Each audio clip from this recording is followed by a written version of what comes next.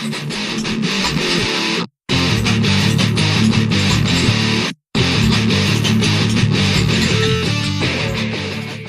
guys, welcome to this Thursday's role-playing video. This week I'm going to be reviewing the player races made available in Volo's Guide to Monsters. If you haven't encountered Volo's Guide to Monsters before, it's an amazing book for D&D. Personally, I always think of it as three of the must-have books for D&D. Obviously, you've got your three essential books that you can't go without, which are the Player's Guide, the DM's Guide, and the Monster Manual. In my opinion, there's three other books on top of that that you must have, just because they're so good. There's no requirement for them, but frankly, I think if you don't have them, you're missing out. They're just amazing, and they're also books that apply to every D&D game, regardless of which realm you're playing, because they're just full of so much raw material. The first one is Volo's Guide to Monsters. The second one is Xanatar's Guide to Everything, and the third is Mordekainen's Tomb of Foes. They're just such rich resources for D&D that, frankly, if you haven't got them, you are missing out on something awesome. That being said, as with most things, you don't have to have them. They're not required. They're just, in my opinion, must-haves. In Volo's Guide to Monsters, there's a lot of really cool stuff, but the coolest thing in my opinion is this part, Chapter 2, Character Races. These are basically additional races on top of those providing the PHB that are available for players to roleplay as. There's a bunch of new races, which are the Azimar, the Fearbolgs, the Goliaths, the Kenku, the Lizardfolk, the Talabaxi, and the Tritoni, or the Tritons. And then there is the Bugbear, the Hobgoblin, the Goblin, the Kobold, the Orc, the Yuan-Ti Purebloods, which are not new races. They are found in the Guide to Monsters, in the Monster Manual rather. But this book gives you everything you need to take them from being a monster to being a playable character, which is frankly awesome. This week, I'm going to cover the new races, from Azimar to Tritons, and next week I'm going to be looking at the Bugbears to the Yuan-Ti. First, we have the Azimar. Azimar are basically half celestial creature and half human. They're I say half human. As with most half creatures, it never actually says what the other half is, but we always assume human. Basically, you can have any kind of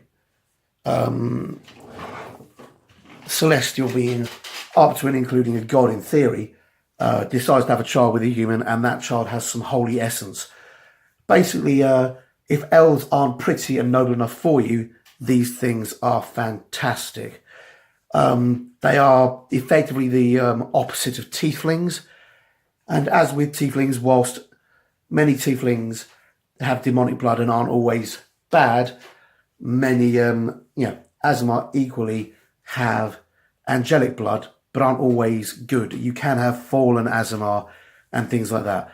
Often Azimar can be used as a player substitute for angels, allowing you to go on holy missions or missions inspired directly by gods. At the same time, whilst they are semi-angelic, as can be seen from this cool picture over here, they're also the ideal thing if you want to play something like Hercules or Thor, your kind of demigod-esque creatures who've been, any of the Greek legends, Perseus, Theseus, those, Achilles, those kind of things where, they're inspired by gods and driven by gods to do great deeds. They're pretty awesome. And at the same time, you could play one that ignores its angelic blood, but, really, what would be the point of playing one then? They fall into several basic ideologies, but you've got the Celestial Champions, who are basically placed in this world to serve as guardians. The Hidden Wanderers, which is basically Gandalf the Grey. If you've ever read Lord of the Rings and some of the actual background stuff for it, Gandalf's actually not a human. He's a sort of semi-angelic creature that was put on Middle-earth to actively fight against Sauron, along with Saruman, Radagast, and the two blue wizards. They're all put there to basically undermine and counteract the angelic power or the demonic power that was Sauron. Your hidden wanderers are more like that. They tend to hide what they are and then come out at the last minute going, "Surprise, bitches, I'm an angel, smite."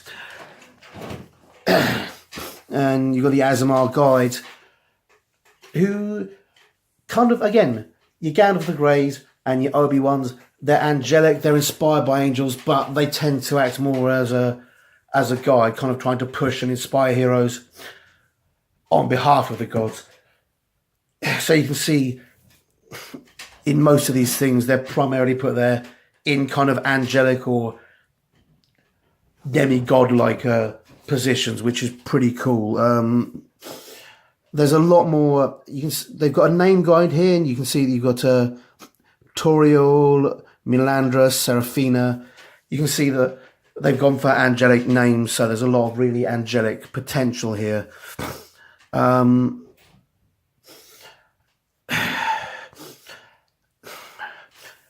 If you look,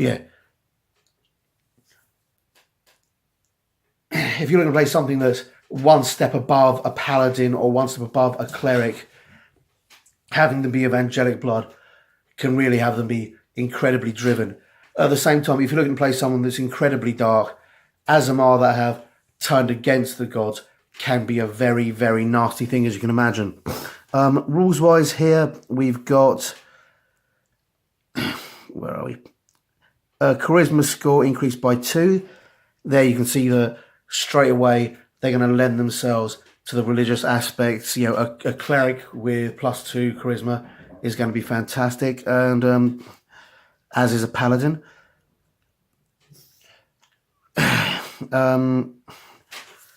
At the same time, they're going to rock pretty well with most things. There's no disadvantages to playing Azamar as playing fighters and things like that. Azamar mature at the same rate as humans, but can live to 160. I'm not sure if that means Azamar at 160 are really chuffing old, but it'd be interesting to see. Alignment. Azamar imbue with the celestial power.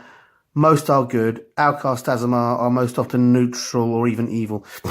So, again, that really doesn't limit you at all. Size, normal. Human, normal. Their vision can easily see through darkness, can see through dim light within 60 feet as if you're in bright light, and in darkness as if you're in dim light. Celestial resistance. You have resistance to necrotic and radiant damage, which is fairly awesome. Healing hands. As an action, you can touch a creature and cause it to regain a number of hit points equal to your level. Once you use this trait, it can't be used again for a long rest. Again, you can see there the sort of the angelic thing.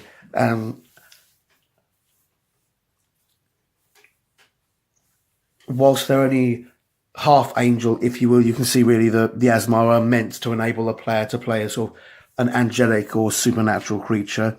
The light cantrip. You can speak and read and write common and celestial. But it also points out here, you've got 3 sub-races. Now, those sub-races are Protector, Scourge, and Fallen, as I mentioned earlier. Your Protector Azamar are charged with the power of gods, or rather the power of good to guard the weak and strike evil wherever it arises.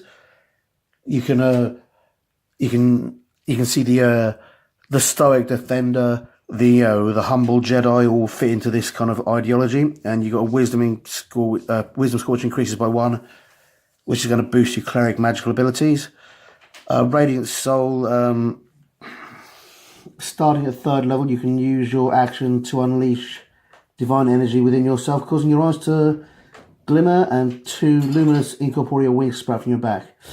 Your transformation lasts for 1 minute.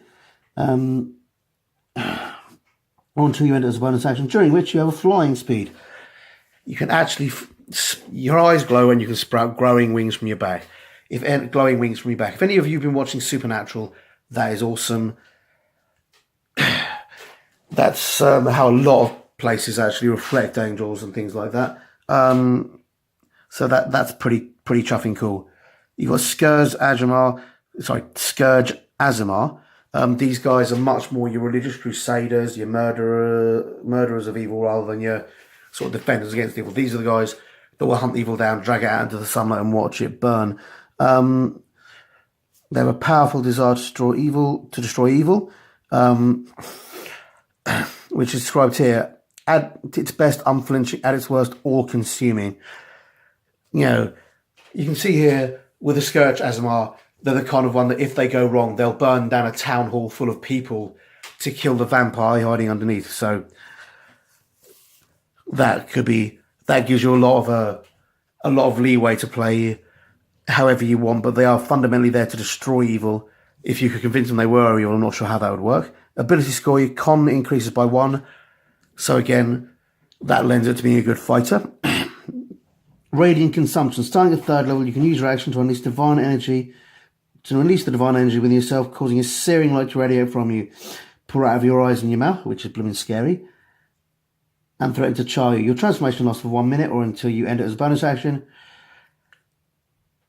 During it, you shed bright light in a 10-foot radius and dim light for an additional 10 feet, which isn't the cool bit. Where are we? At the end of each of your turns, you and creatures within 10 feet take radiant damage equal to half your level, which is interesting because you have resistance to radiant damage. So I'm not sure which one overrules which. I assume because you take radiant damage equal to half your level and it's reading the rules specifically for you, then it overrides the resistance to radiant damage. I don't think you're taking damage to quarter your level while they take half. Maybe I'm wrong. Someone can point. Please feel free to correct me in the comments. And then you've got the Fallen Azamar, which are fairly awesome. Azamar is touched by dark powers as a youth, or who turns to evil in early adulthood, can become one of the Fallen. Group from Azamar whose inner light has been replaced by shadow. Strength score increases to 1. These are basically the ultimate bad guys. No one's darker than a fallen angel. You've got obviously a bonus there for fighting or barbarian classes. You've got Necrotic Shroud. Starting at 3rd level, you can use your action to unleash divine energy within yourself, causing your eyes to turn into pools of darkness. And 2 skeletal, ghostly, flightless wings to sprout from your back. The instant you transform, other creatures within 10 feet of you must succeed in a charisma saving throw, difficulty 8, plus your proficiency bonus, plus your charisma. So that's quite a chunky difficulty. Or become frightened of you. Your transformation again lasts for 1 minute until you end it as a bonus action. During it, once on each of your turns, you can deal extra necrotic damage to one target when you deal damage to it with an attack or spell. The necrotic damage equals your level, so extra strength, extra damage, and you're outright scary. Worth noting that if you are a Fallen Azamar, you probably should be evil, although there's nothing stopping you playing an Azamar that has fallen and is trying to make his way back to the light. That is in and of itself really interesting. It's got a note here on the bottom of falling from grace or rising to it. It quite happily says here, with a DM's consent, you can change your character's sub-race to Fallen if your Protector Scourge Azamar turns to evil. To do so, you must replace your sub-race benefits, including ability score increase, with those of Fallen Azamar. Similarly, if your Fallen Azamar turns to good, your DM might allow you to become a Protector or a Scourge. So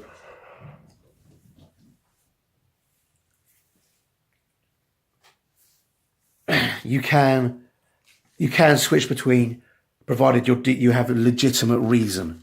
The next one, which actually one of my personal favourite races, is the Fearbolg.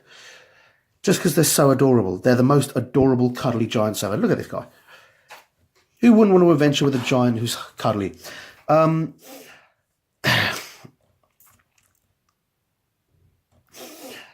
Fearbolg are basically giant nature elf kind of things. Well, they're not even elves. They've got the pointy ears, but they're a bit like... they're kind of like giant druids. They're very much about nature. They're very humble. They're not aggressive or violent. very much living for nature. They love nothing more than the peaceful day spent amongst the trees in an old forest. They're natural druids. They have a talent for druidic magic.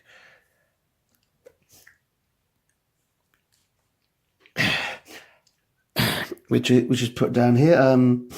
They're strong in self minds, make learning magic instinctive part of their development. Almost every Firbolg learns a few spells, typically those used to master their presence, and many go on to master nature magic. Firbolgs who become druids serve as stronghold leaders, and that's really cool. Hidden shepherds. Basically, Firbolg take care of the land. They take care of all the creatures. If somebody is taking care of a herd of violent, savage wolves, because they're part of the natural landscape, it's going to be a Firbolg. Bear me a second. You'll have to forgive me. I've got a bit of a frog in my throat. There's a cold going around.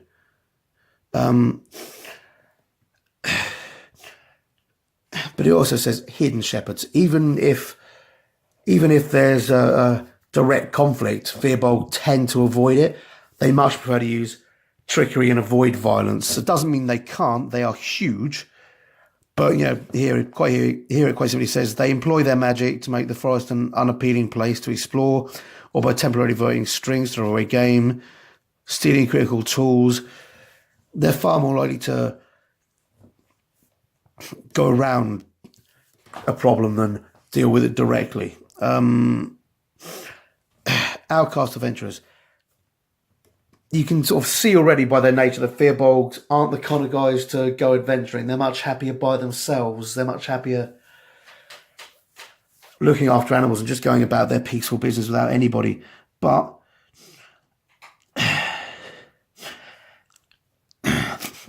Firbolgs can end up leaving their homes for various reasons. It gives several here. An exiled Firbolg or one whose clan has been destroyed might not have a choice in the matter. Most adventuring Firbolgs fall into the latter category. They've got no clan of their own, so they have to basically build one from adventurers. And Firbolgs can be exiled. You can imagine if they're a peaceful race, if one Firbolg decides to take up arms, it might not sit well with the other Firbolgs. You also get orphan ones, or clans at homelands become destroyed, can become crusaders for nature, and various things like that. If the natural thing, if the area of nature, the forest they were taking care of, gets burnt and cut down, they might basically lose it and go after the people that cut it down. And once they've started on this sort of eco-crusader ideology, they'll just keep doing it. It's got a nice reason for adventuring. Outcasts for murder, outcasts for severely damaging home territory, clans slain by invading humanoids, personal quest ordained by omens, dispassionate quest by tribe leaders. So you've got loads of really cool reasons there as to why they might do that. It's got a basic thing on Firbolg names here, which is quite cool. Also, you've got the ability scores. Your wisdom score increases by 2 and your strength increases by 1. That's fairly solid. There aren't any Firbolg sub-races, as you can see. The next page goes on to something else. So you're just a Firbolg.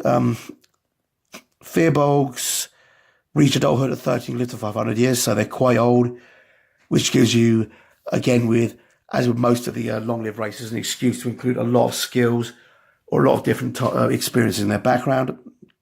Alignment, they tend to be neutral. So Firbolg typically tend to be neutral good. Evil Firbolgs are rare, and they're usually sworn enemies of the rest of their kind. You can see a size between 7 and 8 feet and between 240 and 300 pounds.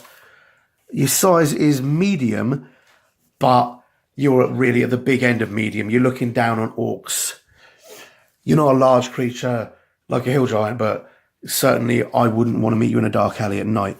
Firbolg magic. You can detect magic, disguise self, using wisdom as your spellcasting ability. Once you cast a spell, you can't cast it again until you finish a short rest. When you use this version of disguise self, you can see him up to 3 feet shorter. So Firbolg, it's well within a Firbolg's ability to disguise himself as not a Firbolg and to hang around like a normal human to fit in if need be. Hidden steps, as a bonus action, you can magically turn invisible until the start of your next turn or until you attack. You can see here how Firbolg are really good at not being seen. For something that's a 300-pound, 7-foot giant of a creature, they're very, very sneaky, very, very hard to detect. They're mystical forest creatures. Powerful build. You count as one size larger when determining your carrying capacity and the weight you can push, drag, or lift. They are, as I say, powerhouses in all but name. Speech of the beast and leaf. You have the ability to communicate in a limited manner with beasts and plants. Not sure what plants are going to say, but if you play a Firbolg, you'll find out. And you can speak, read and write Common, Elvish and Giant. Again, Elvish is a common language amongst the more mystical creatures, so it makes sense that Firbolg have access to that. You've got Firbolg classes here. It gives you an idea. Firbolg rogues are typically scouts. Firbolg barbarians are rare, except among clans that face constant threats. Firbolg clerics and paladins are usually dedicated to nature gods. Firbolg warlocks are rare, but some clans form alliances and arcane pacts with powerful fey beings. So again, you can see how that would work, and you can see how that's quite cool. And Firbolg monks are almost entirely unheard of, though monastery might take a young survivor of a devastated Firbolg clan, so there are possibilities there. Okay, here on the next page we've got Goliath, another one of my favourite species. I do like the big boys. These ones are almost polar opposites of Firbolgs. Where a Firbolg might avoid violence and avoid danger, a Goliath will revel in it. They're incredibly competitive. Says here, every day brings a new challenge to Goliath. Food, water, shelter are rare in the uppermost mountains, and a single mistake can kill you. While an individual's heroic effort can ensure the entire group's survival. Thus Goliath place a premium on self-sufficiency and individual skill. They have a compulsion to keep score. They want to be the very best, like no one ever was. Sorry. That being said, they really, really are obsessed with fair play. Competition only exists when it's supported by a level playing field. They're there to win, and in their mind, cheating isn't winning. If you're 10 times the size of the guy you're going up against, and he's unarmed, that's not a competition, that's just bullying, and that's not what they do. They're much more about testing themselves against other people and comparing themselves favourably and winning. They do, however, not have that much tolerance for weakness. They have little pity for adults who can't take care of themselves, and though a sick or injured individual is treated as a result of the Goliath's concept of fair play, they do tend to look down on them. A permanently injured Goliath is still expected to pull his or her weight. Typically, such a Goliath dies in the attempt to keep up. That right there gives you a perfectly viable option. A peg-leg Goliath might not be able to manage. A Goliath who's lost an arm or his sight might have significant problems surviving in Goliath in circles, but might be useful in some way to a circle of adventurers or in human circles. It'd be very upset, but there you go.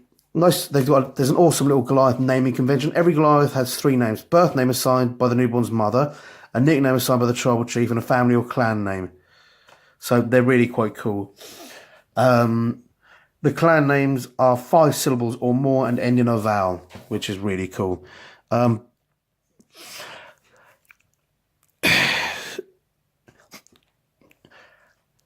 Another random cool thing here. Goliath's completely non-sexist. They don't give a crap if you're male or female. You have to compete on the same playing field. They consider females and males equal in all things. I assume, apart from giving birth, where I'm pretty sure the females win. Or maybe not. What do I know about Goliath anatomy? I say that and realise I have no idea how Goliath anatomy works. They tend to get confused by roles being divided by gender, so that's quite cool. There's some roleplay in there if you're playing in a world that still has or that has sexual biases. It can be a lot of fun to play in a world with sexual or even racial biases, and it can be a way of studying and dealing with that, and kind of exploring those themes and in a fun way, particularly if you've got a character like a Goliath who's just going to get confused by it. The nickname is a description that can change on the whim of a chieftain or a tribal elder. Often it refers to a noble deed. So, a Goliath's name can be anything from, Olog the Mighty to Brienne the Butt Belcher, as long as it kind of reflects something from them. So that's pretty cool. Goliath traits: your strength throw increases by 2 and your con increases by 1. You can straight away see there that the character is instantly suited to any of the fighter classes. Their lifespans comparable to humans, enter adulthood in the late teens, usually of less than a century. Alignment: Goliath society has clear roles and a strong lawful bent, which again can be seen as a reflection of their fair play. Size: again, 7 and 8 feet tall, 280 to 340 pounds, but the size is still medium, so they're even bigger than Fearbolgs, but they're still a medium creature. Speed is 30 feet. Natural athlete: you have the proficiency in athletic skill automatically. Stone's endurance: you can focus yourself to occasionally shrug off injury. When you take damage, you can use your reaction to roll a d12, add your con modifier to the number rolled, and reduce the damage by that total. I mean, that is pretty cool. If you've got a +2 or +3 con modifier, you can literally knock out 15 points of damage, or only 3, depending on how you stacked your character. Obviously, with your con bonus, you're probably going to have high, unless you're deliberately playing a Goliath against type, which is perfectly cool. Powerful build: you can as a size larger. We saw that. Mountain born: you're acclimated to high altitude, including elevation above 20,000 feet. You're also naturally adapted to cold climates, as described in Chapter 5. So basically, you're not going to struggle when the going gets tough in a lot of cases, which is also cool. Speak, read, and write common and giant. As you see, they're basically a playable giant race almost. Not quite a giant, but still big, tough, burly, and taking no poop from nobody. Oh, you can tell I work with places I can't swear. Next, again, another one of my favourite races. There are a lot of really cool races in this. They're really slightly different. We've got the Kenku. I'm just going to flip over. Oh, that's flipped to 2 pages. To show you a picture of the Kenku. They're crow-like people. The Kenku have a lot of really cool background. Basically, they used to be able to fly. They used to be incredibly creative creatures until they tried to nick one of their god's creations. Their god cursed them by taking away their wings and taking away their ability to be in any way creative. So they're something which apparently upsets them greatly to this day, but instantly you've got a lot of motivation and character hooks in there. Sorry guys, it's late. They've got an ancient curse, but yet it runs through here. Mysterious, powerful entity of another plane of existence. Some believe they were minions of Grast, while others say they were scouts and explorers for the Wind Dukes. But whichever,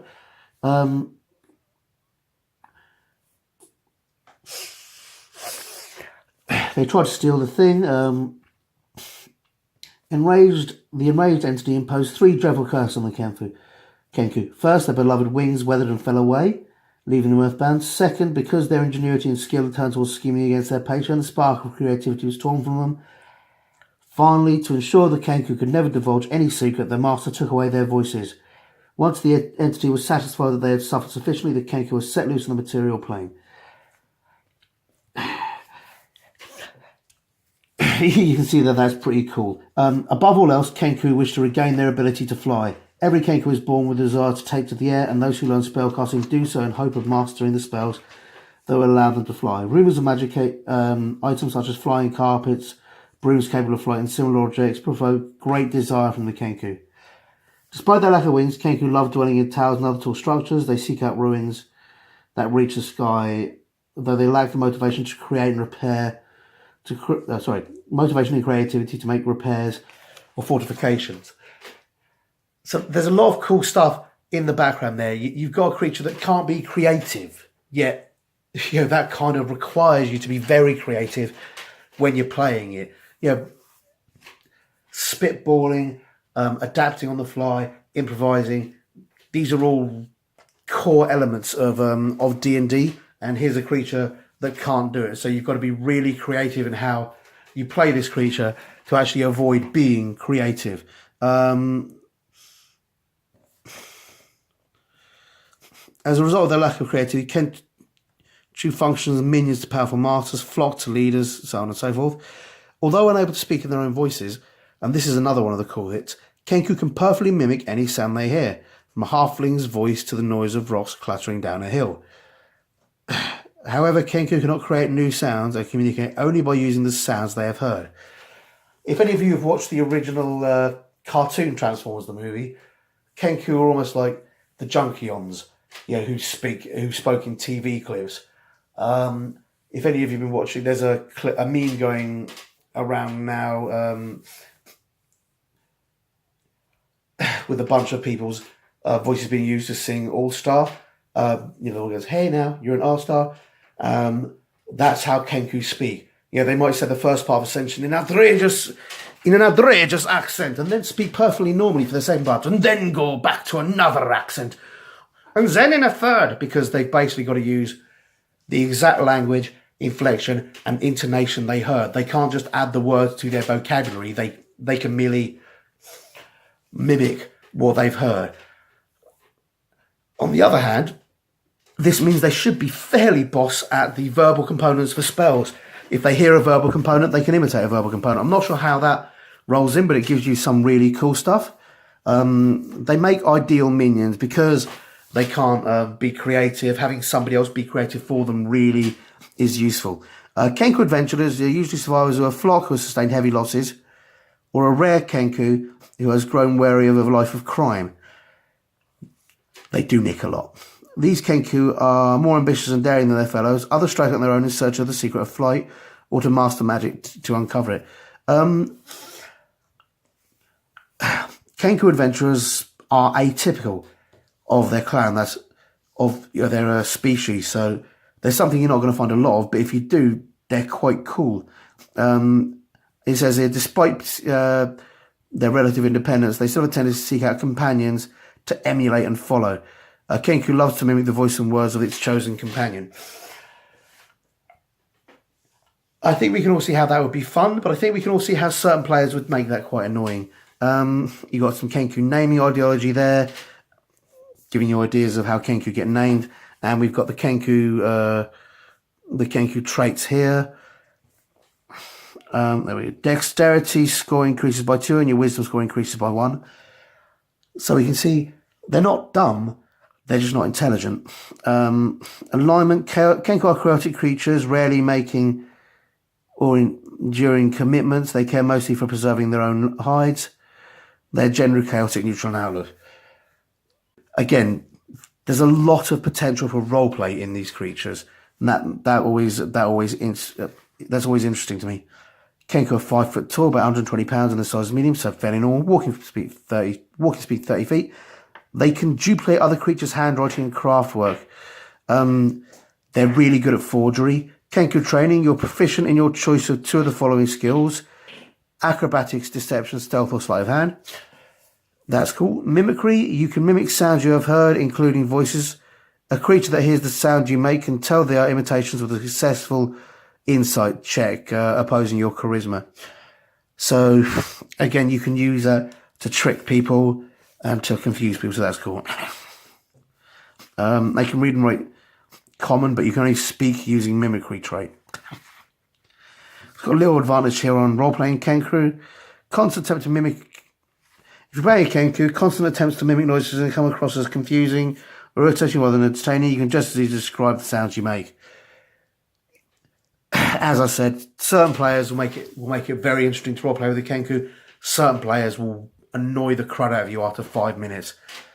So that's something, as both a player and a DM, you want to keep an eye out for. There's some amazing role-playing stuff here, but there's also plenty of scope to fall into lazy and annoying role-playing, where you just literally take the character as it's written off the page and just play it in an annoying way. Lizard folk. Again, I'm just going to turn the page. lizard men or lizard folk. The lizard folk are something you encounter a lot in D&D as enemies, but here they're represented as potential player characters. First thing about lizards is they're much more alien. Unlike even Kenku are bird-like, the other creatures are humanoid, so they have young, caring tendencies and flock / hanging around with each other tendencies. In the same way that many humans do. Humans are pack or troop animals. Lizards, on the other hand, they're not. They're much colder. They're much more self-sufficient. They don't really get scared. The example he gives here is a human confronted by an angry troll experiences fear on a basic level. Their limbs shake and their thinking becomes panicked and jumbled. They react by instinct. Whereas a lizard folk sees emotions as traits assigned to other creatures, objects and situations. Lizard folk doesn't think I'm scared. Instead, aggressive, stronger creatures register to the lizard folk as fearsome beings to be avoided if possible. So, instead of going, oh my god, I'm running away, a lizard folk's just going to coldly look at a troll and go, that should be avoided, that can kill me, and react appropriately. They don't become angry in the way others do, but act with aggression towards creatures that they could defeat in a fight and that can't be dealt with in some other manner. They're aggressive towards prey they want to eat and creatures want to harm them, and so on. So that's all cool as well. It's worth knowing it says can't deal with in other manners. So they're quite happy to talk. They're quite happy to go along with people. They're quite happy to negotiate.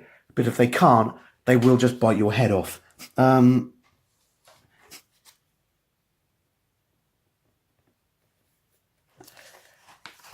stuff like that. They're cold, they're calculating, they're less emotional than other creatures. They've got some cool stuff here. It's utility and survival. Again, pretty self-explanatory.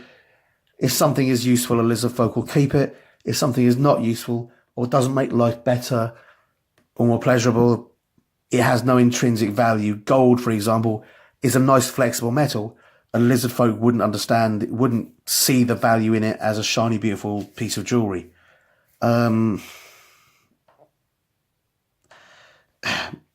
It's got a lovely bit here on how lizard folk view humans. At their core, lizard folk view other humans with indifference verging on pity.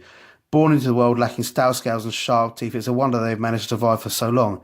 The typical human would barely make it through a day in the swamps. Still, if other folks prove useful to lizard folk, the creature can trigger a protective response, made all the stronger by their apparent weakness.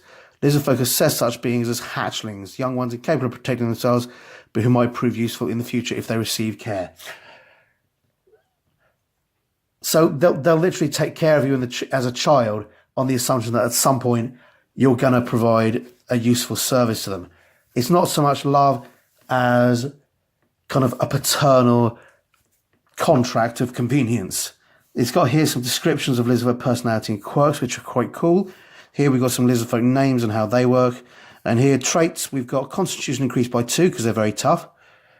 Wisdom increased by 1. That's really to represent their instincts and how they work very well with their instincts. Age, they're mature at 14 and rarely live longer than 60. So they're a bit younger than humans, but I doubt they'd see this as a problem. Size, most lizard folk are neutral. Alignment, most lizard folk are neutral. They see the world as a place of predators and prey. Kind of law of the jungle kind of thing. Size, a little bulkier than taller than humans, but still medium. Speed, standard. Bite. Your fanged maw is a natural weapon which you can use to make an unarmed strike. If you hit with it, you deal piercing damage equal to 1d6 plus your strength modifier instead of bludgeoning damage, normal for an unarmed strike. It's nifty, but most of the time you're going to use a weapon because it's got more advantages. Cunning Artisan.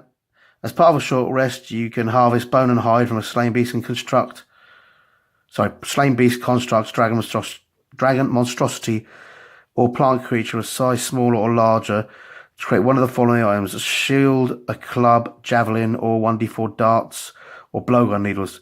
To use this trait, you need a blade, such as a dagger, or appropriate artisan's tools, such as leatherworking tools. Basically, lizard folk manufacture their own basic stuff. It's really up to the DM how good that stuff is and what you can make from that. But it is useful. It means you'll never be unarmed. Hold breath. You can hold your breath for 15 minutes. Making lizards ideal swimmers. Hunter's Law. You can gain proficiency with 2 of the following skills of your choice: animal handling, nature, perception, stealth, and survival. So that's pretty cool. And you have tough, scaly skin. When you aren't wearing armor, your AC is 3 plus your dex modifier. You can use natural armor to determine your AC if the armor you wear would leave you with a lower AC. So basically, you pick the armor you're using, whichever one is best. Which is cool. It allows you to wear sort of like the leathery stuff they're wearing here without any real problems. It's got some ideas on lizard speak. You've got hungry jaws. In battle, you can throw yourself into a vicious feeding frenzy, and as a bonus action, you make a special attack with your bite.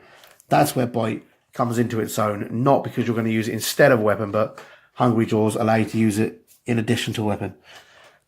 You also speak Draconic, which is nice. Now I'm going to move on to the next race, Tabaxi. Tabaxi are one of the most well-liked races among a lot of the players that I run games for. I'm not a big fan of them myself. I've got nothing against them. They just don't make me want to play them in the way some of the other races do, but they're really quite cool. They're basically stray cats. Hailing from a distant land, wandering Tabaxi, a cat-like humanoid driven by curiosity to collect interesting artifacts and assumably push them off tables. They gather tales and stories and lay eyes on all the world's wonders. Ultimate travellers, the Tabaxi rarely stay in one place for long. Their innate nature pursuing them to leave no secrets uncovered. Basically, they're born adventurers. I mean, that's the cool thing about them. But yeah, whilst most of them stay in their distant homeland, many of them will wander distant and far.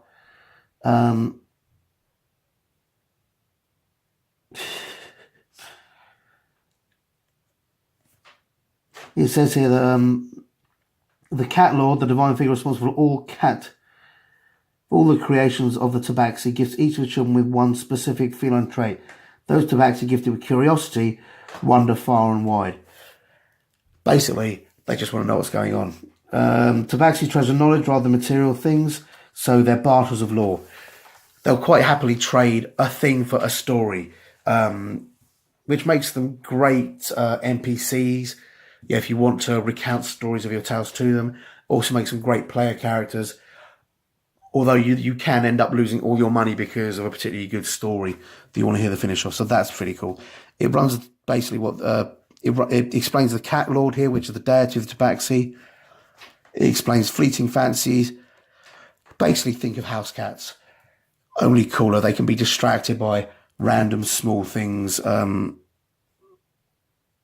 Mercurial creatures trading one obsession or passion for the next. As the wind strikes, Tabaxi's desire burns bright, but once it met, it disappears to be replaced with a new obsession. Again, like most adventurers, once they've discovered or got the jewel they want, it's then just something they've got. They then move on to the next thing which they're obsessed by, which can lead to a Tabaxi discovering a hoard of treasure, taking the hoard of treasure, dropping the hoard of treasure, and wandering off to the next thing because they don't actually care about the treasure. It's more about the obsession and the journey itself. Tinkerers and minstrels. Most Tabaxi found outside their homeland, but not all of them become adventurers. They make great bards because they're storytellers. They set up small stage and public square where they sing, play instruments, tell stories, or offer exotic goods to trade items that spark their interest. Tabaxi reluctantly accept gold, but they much prefer an interesting object or piece of lore as payment. Again, you can see they've got some fantastic role-playing things. And bear in mind, this is one of the races that I'm not that interested in. I'm still frothing about how cool they are. You know, none of the races in this book are anything but awesome. It goes on through the naming conventions. It goes on for your obsessions. My curiosity is currently fixed on a god or planar entity, a wizard's secret, a location, a legend or tale. Then it goes on to do telebaxy quirks. Now remember, you don't have to roll these. You can choose them, but it's much more fun if you roll them. The traits there, your dex is increased by 2 and your charisma increased by 1. Making them ideal bards or rogues. They tend towards chaotic alignments, so they can be good or evil provided they're mental. In the Forgotten Realms, the Tabaxi hail from Mazdaca, a realm located across the ocean to the west of the Sword Coast. The Tabaxi of Mazdaca are known for their isolation. Until recently, never adventurers from their homeland, and Tabaxi say little of why that has changed, though rumours persist of strange happenings in that distant land. There's several books like the Iron Helm and such that take place in the Tabaxi homeland, even if they don't include a lot of the Tabaxi directly. So you can find out about that. But it's an Aztec, Olmec, Mayan style homeland. So you can imagine the kind of clothing, weaponry, and ideologies the Tabaxi might have from that. Their size is medium. Their speed is 30 feet. Dark vision. You have a cat's keen senses. You can see dim light. Sorry, I'm pulling up. Dim light within 60 feet, as if it were bright light, and so on and so forth. Feline agility. Your reflexes and abilities allow you to move with a burst of speed. When you move on your turn in combat, you can double your speed until the end of the turn.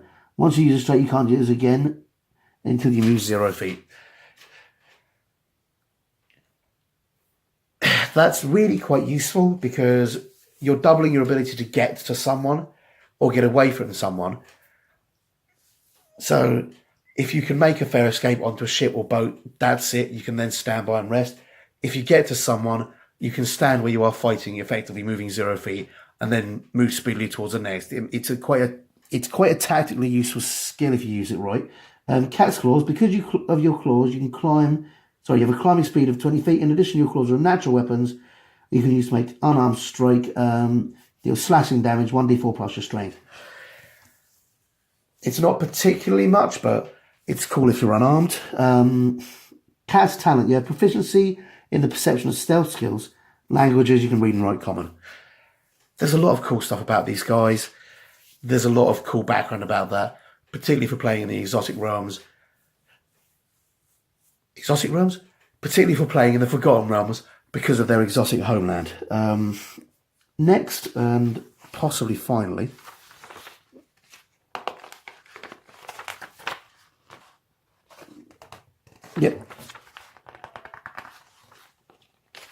Yep. We have the Tritoni. Not Merfolk, but a good underwater playable character. Equivalent. I expect to see a lot of these after Aquaman. I've seen the Aquaman film. If you want to see some inspiration for Tritoni, watching the Aquaman film or any of the DC cartoons isn't a bad place to go. If you think the Aquaman film's awful, it's everything it was meant to be. It's a perfect Aquaman tale. And frankly, I quite enjoyed it, but of course it's a bit weird. Aquaman always was. The Tritoni guard the ocean depths, building small settlements beside deep trenches and ports to the elemental plains and other dangerous spots far from the eyes of land-bound folk. Long-established guardians of the deep ocean floor, in recent years, noble Tritoni have become increasingly active in the world above.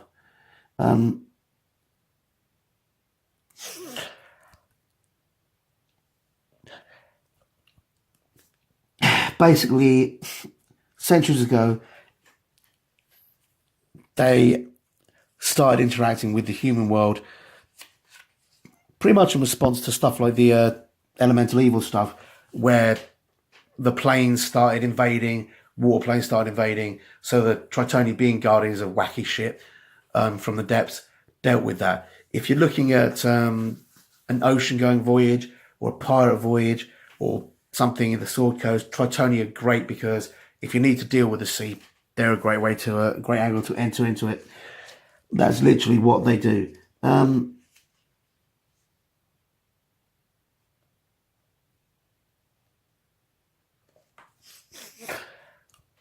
It's got a whole background here. about Kraken, Sahuagin,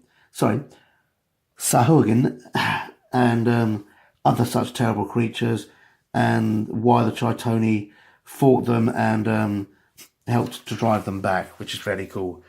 You can see here you've got a pretty cool blue Aquaman type guy with web fingers and fins.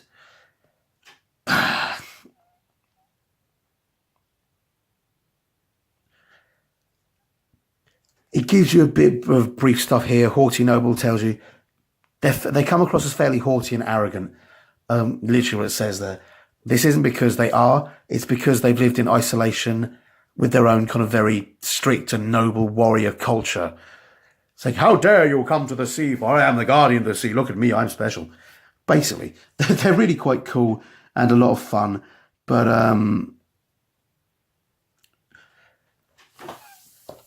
a lot of it comes from the fact that Tritoni tend to be pretty badass. They're awesome sea warriors, and they don't see why everybody else doesn't treat them as the awesome badasses that they are, which can be annoying, but it can be a lot of fun to play. And again, it's another one of those traits that in the hands of the right role player is going to be really enjoyable and really good. In the hands of the wrong role player, it's going to annoy the crap out of the entire group within a second flat. Staunch companions, they're incredibly loyal and they don't abandon. Once you've made a Tritoni friend, they're harder to get rid of than dwarfs.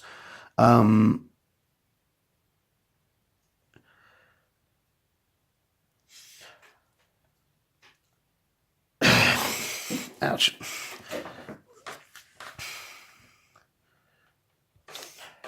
They deeply believe that other civilized races deserve their protection, and they readily sacrifice themselves for the common good. They'll fight and die for humans or merfolk or other creatures without question.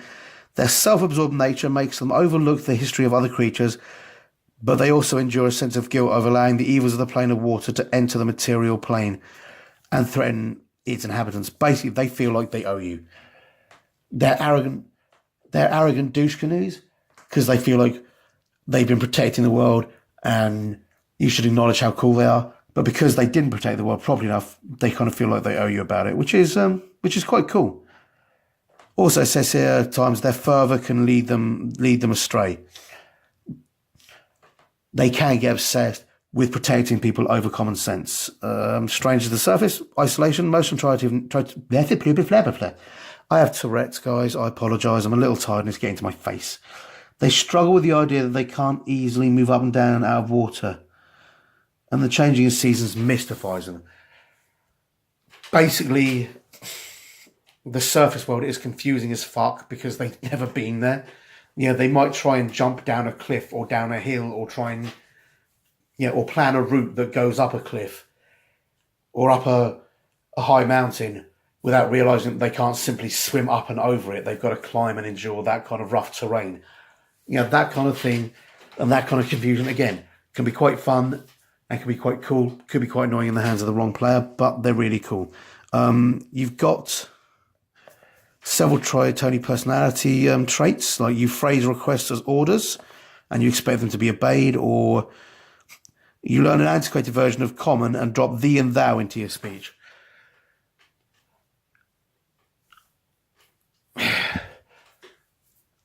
Basically, Tritoni and weird. You've got your names there, various bits there, and here you've got your Tritoni traits. Strength and charisma each increased by 1. You live up to 200 years, so older than humans, but not as old as elves. 10 towards lawful good, but you don't have to be. Size is medium. Slightly shorter, with Tritoni's averaging about 5 foot tall. If you're anything like most people I know, and myself included, about the height of your mum. Your base walk speed is still 30 feet. Amphibious. Unsurprisingly, they can breathe both air and water. And that's quite cool as well. You can see that sort of playing off some of the other things. It might not occur to them that other people can't breathe water. Control of air and water. As a child of the sea, you can call on the magic of the elemental air and water. You can cast Fog Cloud with this trait, starting at 3rd level, Gust of Wind. At 5th level, Wall of Water. So, loads of cool stuff. Once you cast a spell with this trait, you can't cast it until you finish a long rest. Charisma is your spell casting ability, which, where are we? See there that you've got a buff to charisma, which will help that. Emissary of the Sea. Aquatic beasts have extraordinary affinity for your people. You can communicate simple ideas with beasts that can breathe water. They can understand the meaning of the words, though you have no special ability to understand them in return. Basically, you can ride sea turtles and things like that. Guardians of the Depths. Adapted to even the most extreme ocean depths, you have resistance to cold damage, which is awesome, and you ignore drawbacks caused by the deep underwater environment. As you would expect, it's their natural environment. Languages, they can speak, read and write Common and Primordial. They're another awesome one. As I said, they're basically, if you want to roleplay Merfolk or Aquaman or something like that, try Tony are where it's at. They're another really cool race. That's the end of this week's one. Sorry if this took a little while. You can see why I divided it into. Next week I'm going to be covering the monstrous adventurers such as your orcs, your kobolds, your goblins, and your cool stuff like that. Hope you enjoyed this and hope to see you next week, guys. Hi guys, hope you enjoyed that video, and if you did, remember to like and subscribe to my channel. I'm also on Facebook and Twitter. Not sure why, but I am. So if you like it, see me there, and please tell your friends. Thanks very much. Bye.